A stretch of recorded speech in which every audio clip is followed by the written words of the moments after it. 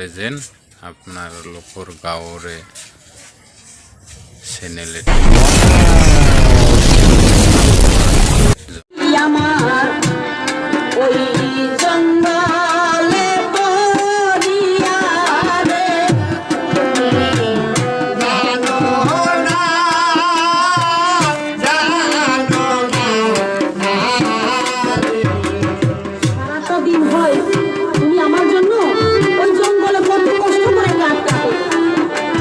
যখন উনি সারাদিন পরে বাড়িতে আসে আমি সঙ্গে সঙ্গে তার কাছে যাইয়া এই যে পাংখা দেখতেছ এই পাংখা দিয়া তার তাপিত প্রাণকে শীতল করল।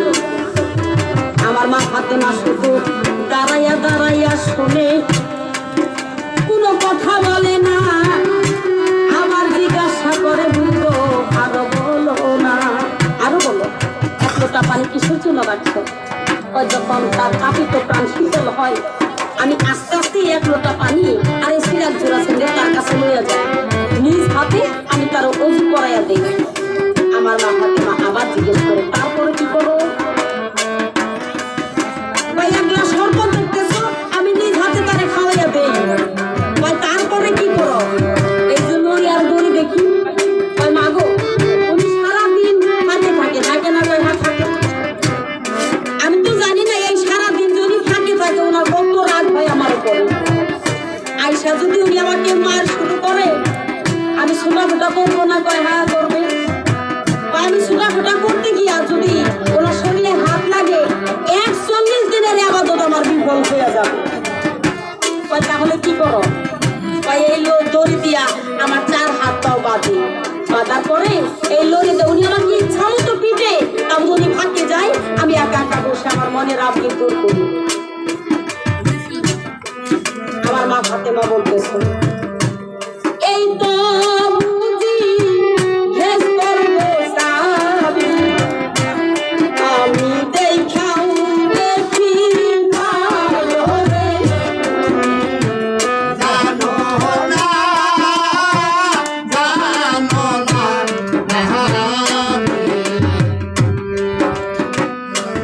এই জন্যেতেই আমার আগে তিনি জান্নাত পাইয়াই গেল রে তুমি জানো না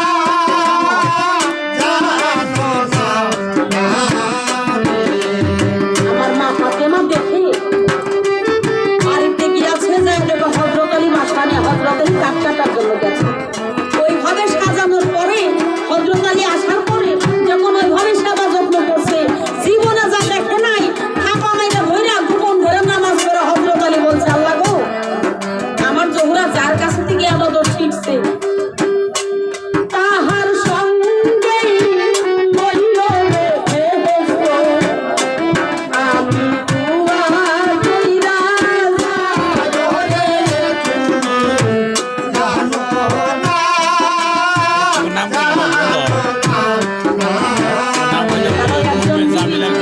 খারাপ থাকে।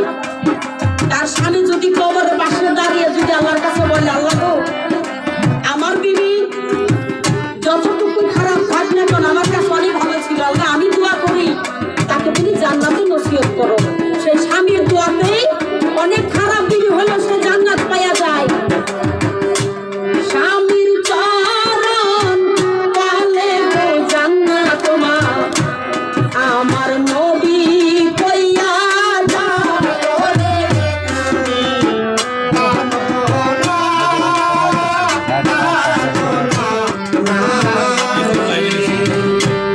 আকাশেতেই উঠে বসন্ত হবে সঙ্গে লইয়াই রে তুমি জানো না